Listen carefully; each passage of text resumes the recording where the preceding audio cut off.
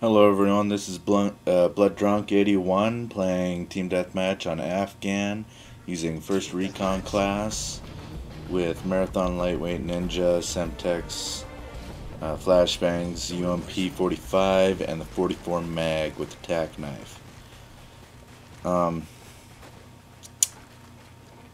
First of all, we will talk about who I play with. I play with LGN, which is a clan, and it stands for Legion.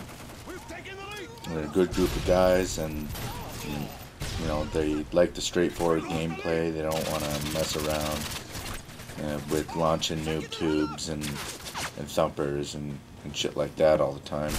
They just want a straightforward gameplay of, you know, run around and shoot everybody else. They don't camp or nothing like that, and they're a great group of guys, and they have a nice website up. I will copy the link and post it in the description below, so you guys can go check that out.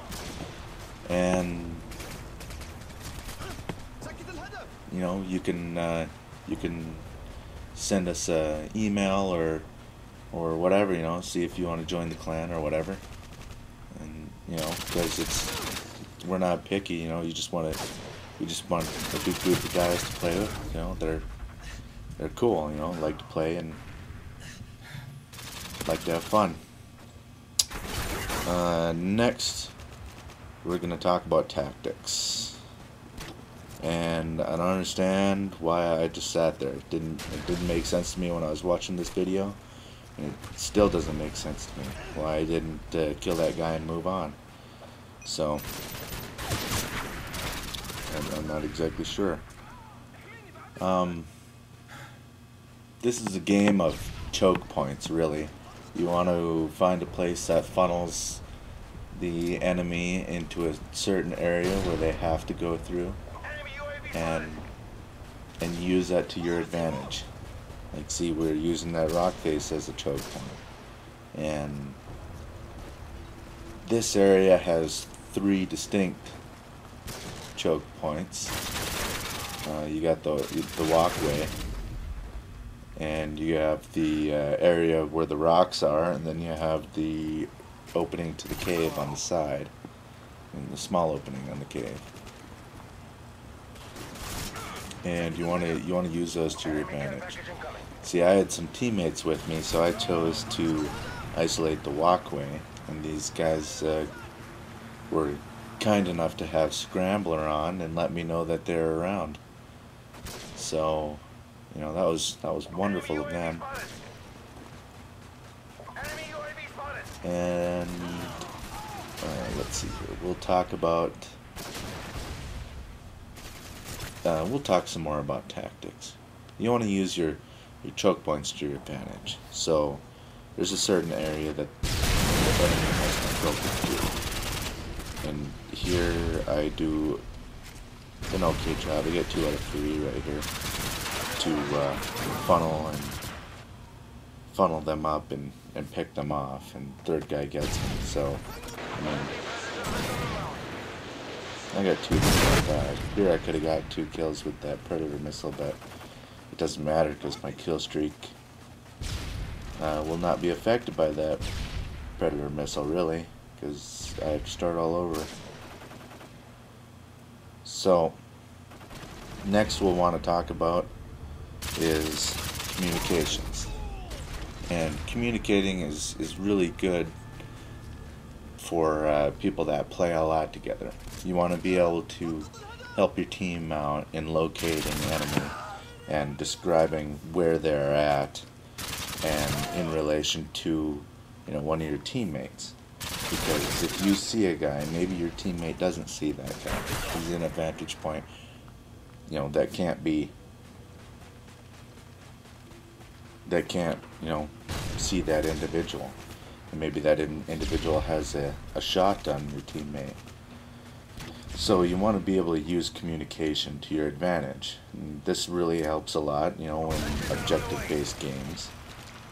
And it really helps a lot in team deathmatch, because even though, you know, you want to get the best kill-death ratio and the highest amount of kills for yourself, you still want to win the game too. So you don't want your teammates to die a lot.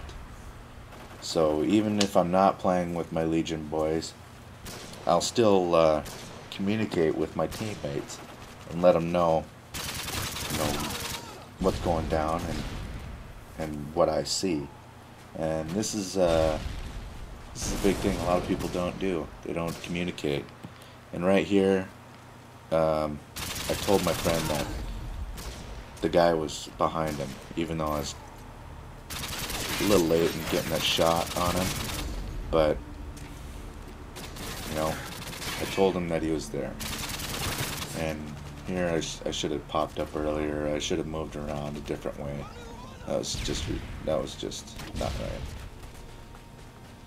So communication is key in winning objective-based games and in winning team deathmatch.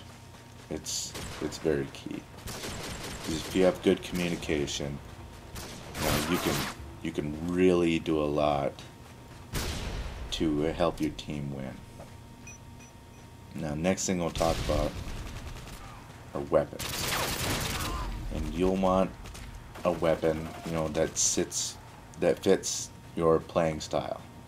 Like here I'm using the UMP-45. I really prefer the UMP with the silencer, so it doesn't have quite as much kick. And because it doesn't lose a lot of its damage from using the silencer or not having stopping power on your weapon as a perk. It really doesn't affect it. So the UMP is a good weapon to have if you're going to run cold-blooded or hardline or something else, a different kind of perk for a different kind of advantage. And I typically run cold-blooded, so I like to use the UMP-45 with the silencer on it, or the TAR-21 with the silencer on it, or maybe an M4 or an M16. M16 is a lot of fun. The FAMAS, you really need to have stopping power on it. And what else? What else do I like to use? The SCAR is pretty good with the silencer on it and running cold-blooded. You get a lot of hit points and everything. And it's a good weapon to have. So here we're going to be closing it up, and this is Blood Drunk 81 saying please like and subscribe if you like the video. You can play with our boys, check out our website, and I will catch you guys later.